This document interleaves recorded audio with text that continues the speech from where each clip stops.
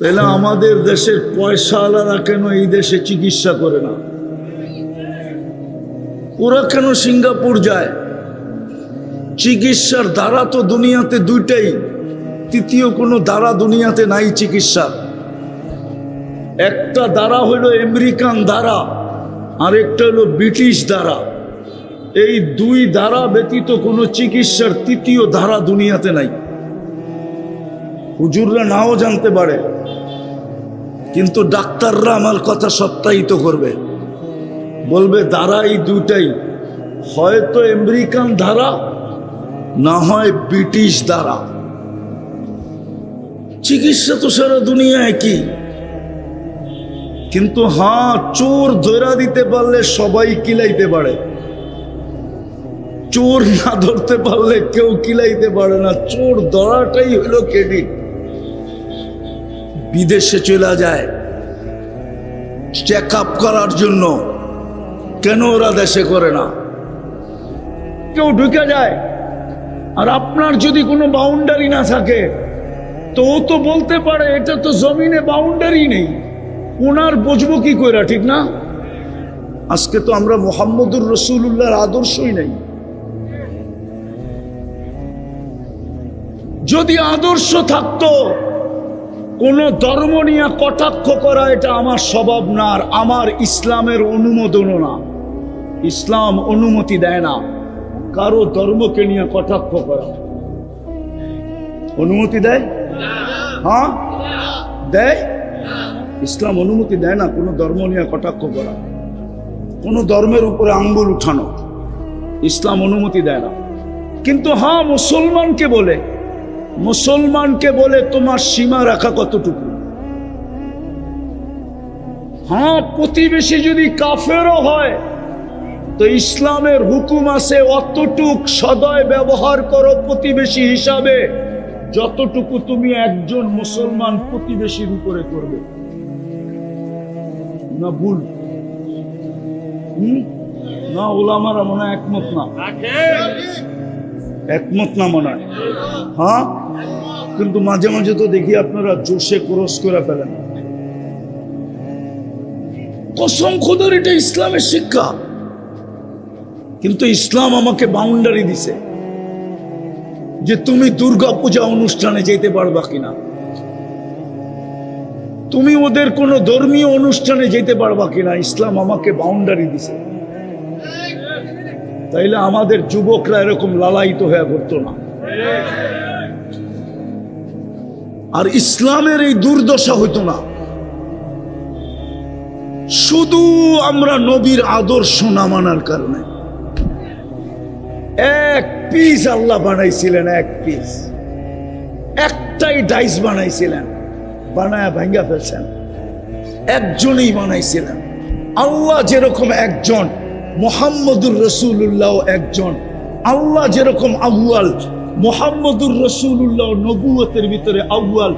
আল্লাহ যেরকম আখের, মুহাম্মদুর রাসূলুল্লাহ আখের। আল্লাহর যেরকম দ্বিতীয় নাই, মুহাম্মদুর রাসূলুল্লাহর কোনো দ্বিতীয় নাই। আল্লাহ আমাদেরকে মডেল দিছিলেন জীবন গড়ার জন্য। শেষ জায়গায় চলে আসছি। আরেকটা প্রশ্ন হতে পারে যে উনি তো চলে গেছে, আজকে 10 হিজরিতে চলে গেছে, 1427 বছর আগে দুনিয়ার থেকে চলে গেছে। আমরা ওনার আদর্শ পাবো তো পাবো কোথায়? ওনার স্যাম্পল পাবো তো পাবো কোথায়? ওই রং পাবো তো পাবো কোথায়? ওই স্যাম্পল বিক্রি হয়তো হয় কোথায়? ওই আদর্শ বিক্রি হয়তো বিক্রি হয় কোথায়? মুহাম্মদুর রাসূলুল্লাহর রং বিক্রি হয়তো হয় কোথায়? ভালো মতে ওলামাও ভালো মতে। এই জন্যই তিতাস ওলামাদের এই আয়োজন আসছে। কুরআন আওরাসনাল কিতাব আল্লাযীনা ইসতাফাইনা মিন ইবাদিনা। কুরআন বলে আতিউল্লাহ ওয়া আতিউর রাসূল ওয়া উলুল আমরি মিনকুম। কুরআন বলে আলিফ লাম রা, কিতাবুন আনজালনা ইলাইকা লিতুখরিজান নাসা মিনাজ যুলুমাতি ইলান নূর। এই জন্যই এই সিস্টেম, এই জন্যই আজকের আয়োজন। তিতাসের ওলামায়ে কেরাম বুঝানোর জন্য যে আমরা দোকান খুলা বসছি, আমাদের কাছে মুহাম্মদুর রাসূলুল্লাহর রং আছে, মুহাম্মদুর রাসূলুল্লাহর আদর্শ আছে, মুহাম্মদুর রাসূলুল্লাহর স্যাম্পল আছে, মুহাম্মদুর রাসূলুল্লাহর কি বলে মুহাম্মদুর রাসূলুল্লাহর ডিজাইন আছে। যে বিষয়ে তুমি নিতে চাও আমাদের কাছে দোকান আছে, আমাদের কাছে আসো আর বিনা পয়সায় নিয়ে যাও, বিনা পয়সায়। সব দোকানে কিনলে তো লেনদেন হয় টাকা দিয়া, আমাদের কাছে লেনদেন হবে পয়সা ছাড়া, টাকা ছাড়া। জিজ্ঞাসা করেন তিতাসের ওলামাদের কাছে আছে না নাই? কোরআন বলে, কোরআন আওরাসনাল কিতাব আল্লাযীনা ইসতাফাইনা মিন ইবাদিনা।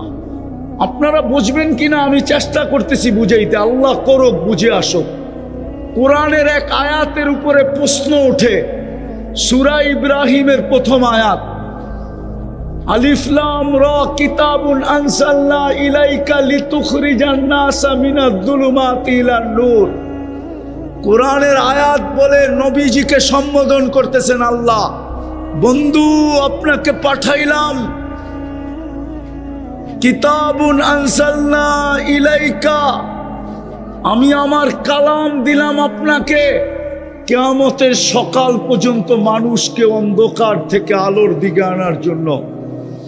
আমি যদি আল্লাহকে প্রশ্ন করি, আল্লাহ কিয়ামতের সকাল, বয়স তো দিলেন 63 বছর, 2-4 হাজার বছর বয়স দিতেন, তাইলে তো মনকে বুঝাইতে পারতাম যে আপনার এই আয়াত ঠিক আছে। বয়স কত? জমানা কোন পর্যন্ত? কিয়ামতের সকাল পর্যন্ত। মিলল কোনো আয়াতের কথা? মিলল? হ্যাঁ, সফর সারা দুনিয়া তো আমাদের নবী সফর করেন নাই, আরো সে গেছে আমি মানি, কিন্তু জমিনের ভিতরে তবুকের আগে সফর করেন নাই। তবুক পর্যন্ত সফর করছেন। আল্লাহকে যদি প্রশ্ন করি, সুলাইমান আলাইহিস সালামকে এরকম একটা জিনিস দিলেন যে সকালে 1 মাসের রাস্তা ঘুরে আসতো, বিকালে 1 মাসের রাস্তা ঘুরে আসতো, গুদুহা শাহরুন ওয়া রাওয়াহুয়া শাহর। আমাদের নবীজি দেখে দিলে কি হইতো? সকালে একটা গরম দিত সারা বাংলাদেশ দুনিয়াটা, বিকালে আবার আরেকটা গরম দিত, রাত্রে ঘুমাইতো। ঠিক না? কি হুজুর রহমানায় বসতেছে না? হ্যাঁ, যদি আল্লাহকে প্রশ্ন করি তা আল্লাহ আমাকে বলতেছে, বেওকুফ, যদি আমি বন্ধুকে 4000 বছর বয়স দিতাম তো তুই দোকান খুলতি করছিকা, তুই নায়েবে রসুল হইতে করছিকা, তুই আমার বন্ধুর আদর্শের দোকান খুলতি করছিকা, তোর তো সময়ই হতো না 4000 বছর। ঠিক না? না, মনে হয় বোঝেন না। তুই দোকান খুলতি করছিকা, তুই নায়েবে রসুল হইতে করছিকা। আমি বন্ধুকে নিয়ে নিছি আমার কাছে, তোরে দোকান দিয়া দিছি, তোরে নায়েবে রসুল বানায় দিছি, তোকে ওয়ারাসাতুল আম্বিয়া বানায় দিছি। এখন দোকান তুই খুলবি, নায়েবে রসুল হইয়া তুই ঘুরবি। যদি বলি সারা দুনিয়ার সফর, কেন? দুনিয়ার এরকম কোন সীমানা নাই যেখানে আমি দোকান না সাজেছি। যেখানে মানুষ আছে ওইখানে ওলামা আছে, না নাই? যেখানে মুসলমান আছে ওইখানে না নাই? আছে। হ্যাঁ, হায় হায়, আমেরিকাতে 1200-র উপরে কওমি মাদ্রাসা আছে। আমি শুই না, আমি চোখে দেখা বলতেছি। বিশ্বাস হয় না? তাহলে 10 তারিখে যায় না আমার লগে। আমেরিকার শরী কাউন্সিলের যে চেয়ারম্যান, ও 10 তারিখে আসবে, 6 তারিখে আসবে, 10 তারিখে ওনার ওইখানে আমার প্রোগ্রাম। আমেরিকার সরকারি শরী কাউন্সিল, যেটা সরকারিভাবে, ওটার চেয়ারম্যান হলো বাঙালি মুফতি জামাল উদ্দিন সাহেব। যাত্রাবাড়ির মোহতামেম মাহমুদুল হাসান সাহেব মুদ্দাজিল্লুহুল আলীর ভাইরা, উনি হইলেন আমেরিকান শরী কাউন্সিলের চেয়ারম্যান। ওনারে জিজ্ঞাসা করেন কয়েকশো মাদ্রাসা আমেরিকাতে। ইংল্যান্ডে তো মনে হয় বাংলাদেশি আছি, আমি তো ঘুরা বলতেছি, ঘুরা। হ্যাঁ, বাংলাদেশে যেরকম ওয়াজ হয়, আমি মাত্র গত সামারে ছিলাম, আপনাদের স্বাধীনতা আমি দেখি নাই। আমি জুলাইয়ের 8 তারিখে গেছি, আগস্টের 18 তারিখে আমি দেশে ফিরে আসছি। জুলাইয়ের 18 তারিখে গেছি, আগস্টের 18 তারিখে আসছি। এক মাসে আমি মাদ্রাসায় 46টা প্রোগ্রাম করছি। 46টা না, 46 আর হলো 14, কত হয়? আমি 60টা প্রোগ্রাম করছি, শুধু মাদ্রাসার প্রোগ্রাম। তা আল্লাহ বলে, বেওকুফ, যদি বন্দুকেই 4000 বছর বয়স দিতাম, তাহলে তিতাসের ওলামারা দোকান খুলতো কোন জায়গায়? নায়েবে রসুল হইতো কোথার থেকে, দোকান খুলতো কি কইরা? আর বেওকুফ, বন্ধুকে সারা দুনিয়ায় ঘুরাই নেয়, তাতে কি আসে যায়? যেইখানে মুসলমান আছে ওইখানেই আমি ওলামা পাঠাইছি। এই জন্য তিতাসের ওলামারা আজকে আপনাদেরকে ডাইকা দোকান খুইলা আজকে বসছে। হয়তো আমার চেয়ে সুন্দরভাবে আপনাদেরকে শোনাবে পরে যারা শোনাবে, কিন্তু আমি আবার পিছনে যাইতেছি।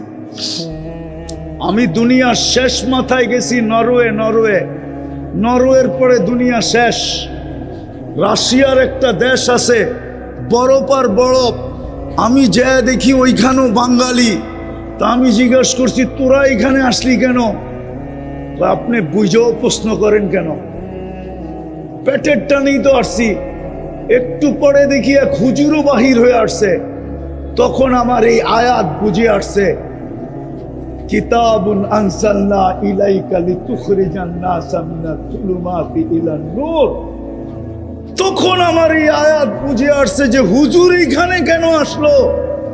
তখন বুঝে আসছে আল্লাহর কথা সত্য। এই বরফের দেশে মুসলমান আসছে, তো আল্লাহ বলে রমজানের লেগা দোকানদারও পাঠায়া দিছি। যা দোকানদার, তুই ওই বরফের দেশে যা। তুই আমার বন্ধুর আদর্শের দোকান না করলে আমি জীবন গড়ার জন্য যে আদর্শ দিয়া পাঠাইলাম, এক পিস এইখানের মানুষ রঙে রঙিন হবে কিভাবে? এই জন্য চলেন আজকে তওবা করি। তওবা করবেন? আজকে মুসলমানের দুরবস্থা এই জন্যই। কিন্তু ওলামা আমার সাথে একমত হবে না, কিন্তু আমার কাছে সময় নাই। আল্লাহর নাফরমানির কারণে আমাদের এই দুরবস্থা না। আল্লাহ কিন্তু নিজের নাফরমানি সয়া নেন, মাইনা নেন, বেশি কিছু বলেন না। আমি প্রমাণ দিতেছি, তিতাসের মানুষ ভালো মতে বোঝেন, ভালো মতে। 360টা মূর্তি বাইতুল্লাহর উপরে। কোথায়? কিছু বলছেন? কিছু বলেন না। উলঙ্গ তপ বাইতুল্লাহর, কিন্তু কিছু বলেন না। কিছু আবার বাইতুল্লাহর চত্বরে বৈশা গায়রুল্লাহর পূজা, তাও কিছু বলেন না। কিন্তু ওই জায়গায় বন্ধুর উপরে আঙ্গুল উঠাইতে দেরি আবু লাহাব, তাব্বান লাকা বলতে দেরি সূরায়ে তাব্বাত ইয়াদা জিবরিল দৌড়ায়া নিয়ে আসতে দেরি করেন নাই। আল্লাহ কিয়ামত পর্যন্ত এই উম্মতকে বুঝাইছে, উম্মত আমার নাফরমানি মেনা নিমু, কিন্তু আমার বন্ধুর নাফরমানি মানবো না, না, না, না, না, না। জানি না আমি আপনাদেরকে বুঝাইতে পারি না। না বুঝলে মজমার অবস্থা এরকম হইতো না। আপনারা বোঝেন না, তাব্বাত ইয়াদা আল্লাহ ওই মুহূর্তে নাজিল করতে দেরি করেন নাই। তাব্বাত ইয়াদা আবি লাহাব আল্লাহ বলে মাইনা নিছি 360টা মূর্তি আমার ঘরের উপরে, মাইনা নিছি উলঙ্গ তোয়াব কিছু বলতেছি না, মাইনা নিছি আমার ঘরের চত্বরে বসা গায়রুল্লাহর পূজা মাইনা নিছি। কিন্তু এটা মানবো না যে তুই আমার বন্ধুর উপরে আঙ্গুল উঠাবি আর আমি বলবো না, এটা কোনোদিন হবে না। তাব্বান লাকা বলতে দেরি, তাব্বাতিয়াদা সূরা পাঠাইতে দেরি করেন না। বোঝা গেল আজকে মুসলমানের দুরবস্থা শুধু নবীর নাফরমানির কারণে, মুহাম্মদুর রাসূলুল্লাহর নাফরমানির কারণে। এই জন্যই ফিলিস্তিনের যুদ্ধ 2 বছর পার হইয়া 3য় বছরের ভিতরে ঢুকে গেছে। এখন পর্যন্ত আকাশ থেকে কোনো সাহায্যের নিদর্শন লক্ষণ আমরা দেখতেছি না, সাহায্যের কোনো মেঘের টুকরোও দেখতেছি না। অথচ ইতিহাসের পাতায় খুঁজলে পাওয়া যায় একজনের জন্য ফেরেশতা পাঠায়া দিছেন। বিদায় আমি শেষ করলাম, চলেন আজকে তওবা করি। রাজি? রাজি? বলেন আল্লাহ অতীত থেকে তওবা করলাম। নামান ওলামাদের পিছে চলা আল্লাহ রসুলের আদর্শ শিখবেন তো? পাক্কা ওয়াদা? পাক্কা? সবচেয়ে বড় আদর্শ হইল ওই যে ডাকতেছে, এর চেয়ে বড় কোনো আদর্শ নাই। পড়বেন 5 ওয়াক্ত নামাজ?